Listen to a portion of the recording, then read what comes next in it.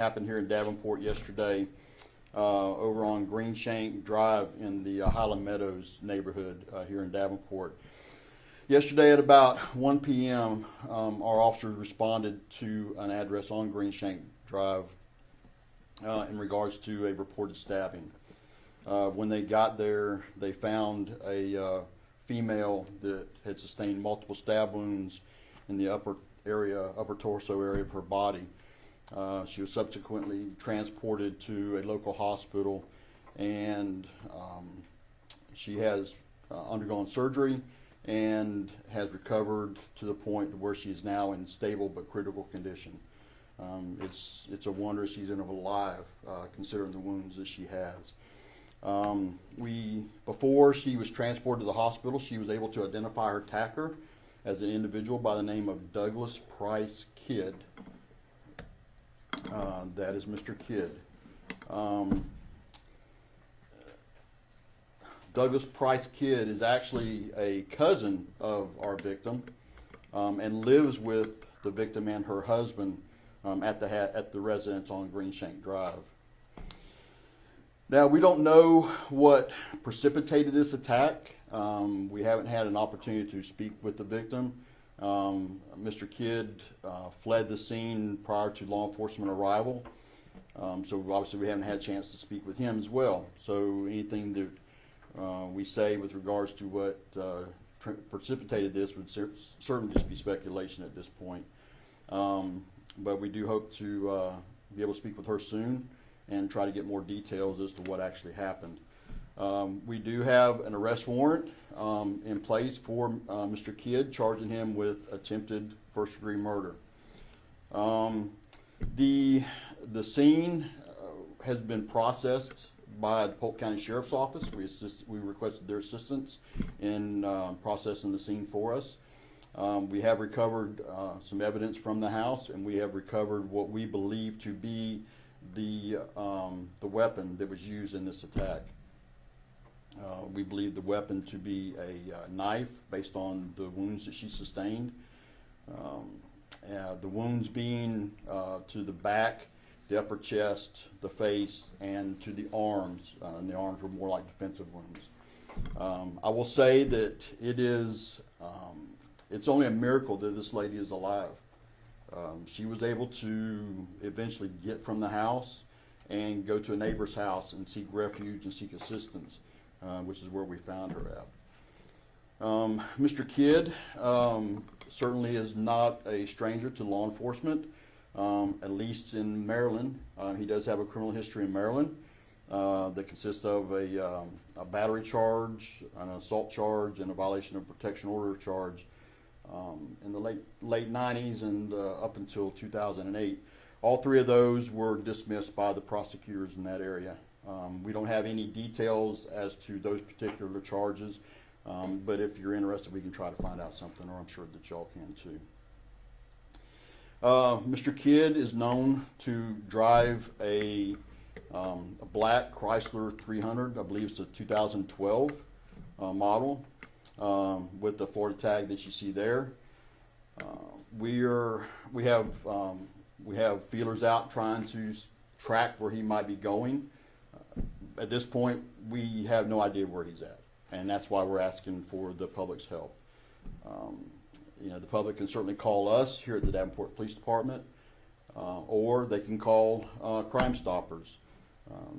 Crime Stoppers is a friend of ours, and anybody that calls Crime Stoppers with information on Mr. Kidd's whereabouts can remain anonymous and certainly receive a reward if that information leads to his arrest. Again, this is just something that kicked off yesterday afternoon. We haven't had a chance to speak with the victim or the suspect in this case, other than prior to her being transported, her to identify Mr. Kidd as her attacker. We haven't been able to get any details, so anything else we say, would be pure speculation. So that's really all we have for you at this point, and I'll certainly answer any questions that you might have. We saw that vehicle that you just showed on screen had a handicap tag. Is that his vehicle? That is his vehicle. I'm being told that he is handicapped, but I'm not sure to what extent. Where did he get the knife from? We believe it came from the kitchen in the residence. Do you know how long he'd been living with his cousin? About a year. Any opportunity just yet to interview, her husband, to know if they've been having any sort of issues? We have spoken to the husband, and he says that there have not been any issues going on within the house, within the family, that would lead him to believe that Mr. Kidd would do something of this nature. Were they both home alone when this happened? Best we can tell at this point, yes. That they were the only two in the house at the time. Did any neighbors describe hearing, any screams or anything, before police got the call? No. Even talking to the neighbor where she sought refuge at, they didn't know anything that happened until she started banging on their door. So no incidents that you responded to prior, like at the home? No, ma'am. We have no calls for service prior to yesterday. Any known places where he hangs out that people should be on the lookout for? We do know that he does like to spend time over at the Sunshine Skyway Bridge, over in that area. He has family in Georgia. He has family up north in Maryland as well. So it's a possibility that he may travel to those areas. At this point, we just don't know. If people do spot him in public, should they be concerned? Is he considered dangerous?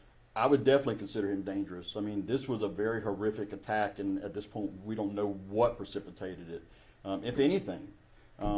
So, yes, I would definitely consider him dangerous. And if somebody does see him or see the vehicle, or they think they see him, is to contact their local law enforcement, call 911, and let law enforcement approach him and confirm who he actually is and take him into custody once they do locate him. Another case when a donor family members stab another people. What do you think about that? What's that? Is that second case where another family member stabs another people. What do you think about this?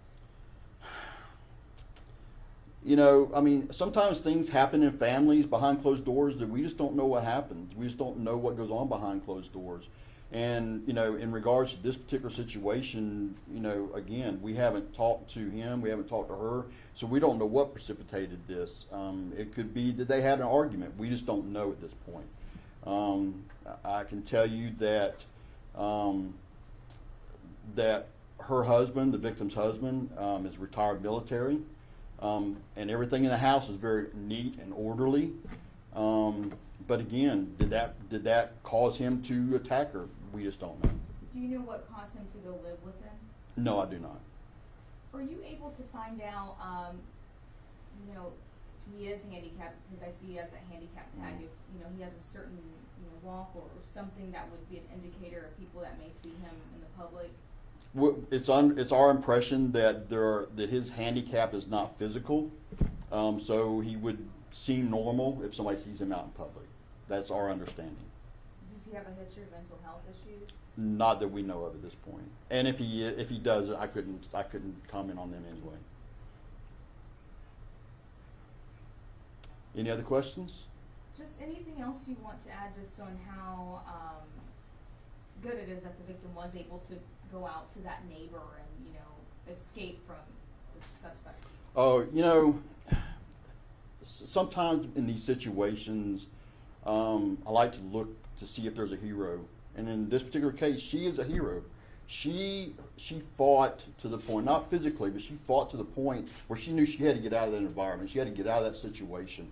And she did that covered in blood, covered in injuries and stab wounds, to the point where she went next door, was able to get help. So she's a hero. Where did the stabbing happen? Inside the house? Inside the house. We don't, based on what we saw in the house, we think it happened in the dining room area. We think it happened in the dining room area. And did it lead into other areas of the house? Like, was he attacking her as she was on her way out, or? It seems like it was pretty much confined to that area based on what we saw at the scene. That's where a majority of the blood was contained, was at that scene, in that area. It almost looks like that once he attacked her, she started putting herself in a defensive position, to the point then he eventually stopped and she was able to get out. That's what it appears at the scene. But again, that's just speculation at Is this point. Florida Highway Patrol putting out any signs or something to look out for this car? I can't answer for what Florida Highway Patrol is doing. We have notified all local law enforcement in the area. We've notified the tolls. We've notified the Highway Patrol. We've notified everybody that we possibly can to be on the lookout for this vehicle and for this individual. And Steve, you said it was Highland Meadows, Highland Meadows, yes. Green Shank Drive. Green Shank Drive. Is that near anything that might be more visible that we would know in terms of area? It's down off 10th Street.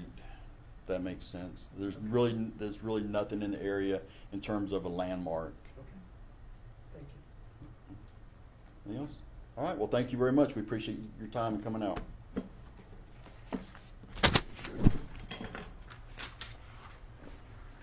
you send the car and this photo to all of us? Yes. So you can Yep. email it out? Yep. Thank Yep. you. I'll just add it to the media alert and Awesome. Thank it you. go out. Appreciate it. Great, thank you.